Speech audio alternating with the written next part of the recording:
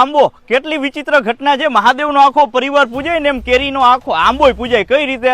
જો તમે જામફળીના ઝાડને જામફળી કહ્યો ગો, ચીકુના ઝાડને ચીકુડી કહ્યો ગો, નારિયેળના ઝાડને નારિયેળી કહ્યો ગો, પણ આંબાના ઝાડને ક્યાં સાંભળ્યું? આંબોડી કહેવાય કે આંબુડી કહેવાય, કેરીડી કહેવાય, કોઈ દી સાંભળ્યું ના? એને આંબો જ કેવું પડે. ફળ આવે કેરી, નામ એનું નારી, અંદર થાય ગોઠલો, પાછું ઈ નર થઈ ગયું. એની અંદર આપણે ખોલીને મુખવાસ બનાવી ગોઠલી તો પાછી ઈ નારી થઈ ગઈ. નર નારીનું અદભુત કોમ્બિનેશન છે. પાંદડા છે એ પૂજા વિધિમાં ગતિવિધિમાં કામ આવે, પાછું આ ક્યાંક આયુર્વેદમાં કામ આવે. આમચૂર પાવડર કરો, કેરી નાની કાચી હોય ત્યારે પાછા એને આપણે ખાતા હોય. અને આપણે નાના હતા ત્યારે કે આના ગોઠલીને છે ને એ કે દાંતમાં ઘસો, એ કે તમારા દાંત સફેદ થાય. ગોઠલી કાઢી થઈ જાય પણ દાંત સફેદ ન થાય. એ પ્રકારની ઘટના છે. પાછું કાચી કેરીને સંભારોય થાય ને, અથાણુંય થાય ને, મુરબોય થાય ને, આમચૂર પાવડર ને અદભુત ઘટના નીકળે. પછી પાકી જાય તો ઓહો કેવી મજા આવે આપણને. કેસર કેરી હોય ગીરની, એને ઘોળીને આખું પીવાની મજા આવે, એનો રસ કાઢીને પીવાની મજા આવે, ચીરિયા કરીને પીવાની મજા આવે, મેંગો લસ્સી ને શરબત ને આ ને ઘણું બધું. પણ એટલા માટે જ રેડ એફએમ કહે છે કે ભાઈ આટલું સરસ ફળ છે ને ખેડૂતો પાસે જો જાય તો એમાં આપણું શું જાય?